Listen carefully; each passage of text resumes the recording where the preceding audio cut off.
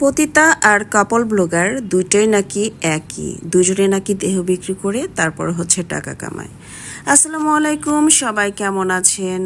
আশা করি প্রতিদিনের মতন ভালো আছেন। আমি জান্নাতুল ফেরদৌস ওরফে জান্নাত। আমিও আপনাদের দোয়া এবং ভালোবাসায় ভালো আছি। অনেকেই আমার জিম ভিডিওগুলি দেখতে চেয়েছেন, তো এই জন্য আজকে আমি ভাবলাম যে কেন না আজকে জিমের ভিডিওটাই একটা দেই। তো অনেক দিন ধরে আমি আসলে জিমের ভিডিও দিচ্ছিলাম না, সেজন্য অনেক ভাইয়ারা বা অনেকেই আমাকে কমেন্ট করেছে যে আপু তোমার জিমের ভিডিওটা দেখতে চাই। তো এই জন্য আজকে যেহেতু আমার সময় হাতে ছিল, সো এই জন্য আমি নিরিবিলি করে আজকে কিছু কিছু এক্সারসাইজের ভিডিওটা আমি করে নিয়ে এসেছি। আশা করি যারা দেখতে চেয়েছেন তাদের জন্য ভালো হবে, এবং যদি আমার ব্লগ ভিডিওগুলি ভালো লাগে অবশ্যই লাইক কমেন্ট শেয়ার দিয়ে পাশে থাকবেন। তো যে কথাগুলি আজকে আসলে বলার কথা ছিল সেটা বলি।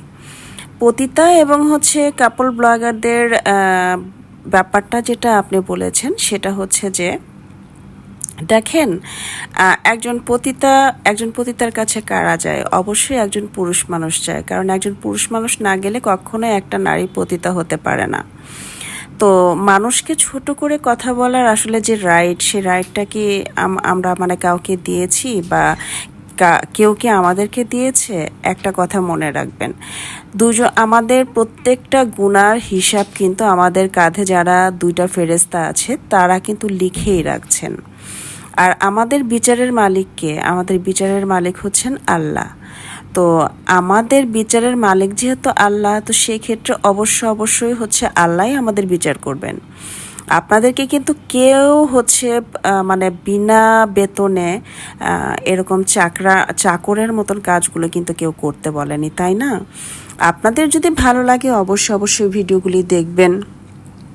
আর যাদের কাছে ভালো লাগবে না, যাদের কাছে মনে হবে যে না, কাপল ব্লগার যারা বা আমরা যারা ভিডিও আপলোড করে থাকি আমরা পতিতা, তারা কিন্তু নিজেদের গুণাগুলো বাঁচানোর জন্য হলেও স্কিপ করে যেতে হয়। কারণ একটা মানুষকে যে আপনি খারাপ কমেন্ট করছেন, এতে করেও কিন্তু আপনার কিন্তু গুনাহ হচ্ছে। একটা কথা কিন্তু সবসময় আমাদের মনে রাখা দরকার যে আমরা যখন একটা মানুষকে হার্ট করে কথা বলি, সে মানুষটা যদি অপর মানুষটা যদি হার্ট হয়, তাহলে এটার জন্যও কিন্তু আল্লাহ গুনাহ লিখে রাখেন। তো এই যে প্রতিনিয়ত আপনারা আমাদেরকে এই ধরনের কথাগুলি বলছেন, একটা কথা মাথায় রাখবেন যে আপনি হয়তো এখন বেঁচে আছেন তাই হয়তো বলতে পারছেন, বাট আপনার এই কথাগুলো কিন্তু রয়ে যাবে। সো যাকেই কথা বলেন সে কথাগুলো একটু ভেবে চিনতে তারপরে বলবেন। আর আপনি এত ভালো মানুষ, আপনারা এত ভালো মানুষ, আপনাদের হাতে কেন স্মার্টফোন থাকে আমি তো আসলে সেটাই বুঝি না। আপনাদের হাতে থাকা দরকার হচ্ছে বাটন ফোন। আপনারা বাটন ফোন টিপবেন আর হচ্ছে আল্লাহর নাম, খোদার নাম নিয়ে পাঁচ ওয়াক্ত নামাজ পড়বেন, তারপর হচ্ছে তসবিহ গুনবেন, তারপরে হচ্ছে তাহাজ্জুদ পড়বেন। আর এই যে মানুষকে নিয়ে গসিপ করছেন, এই গসিপ করাটা হচ্ছে সবচাইতে কবিরা গুনাহ।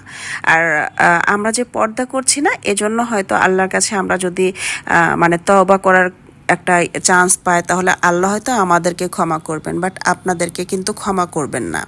তাই এসব বাদ দেন, এসব বাদ দিয়ে নিজেদের কাজে ব্যস্ত থাকেন। সবাই ভালো থাকবেন। আল্লাহ হাফেজ, টাটা, বাই বাই।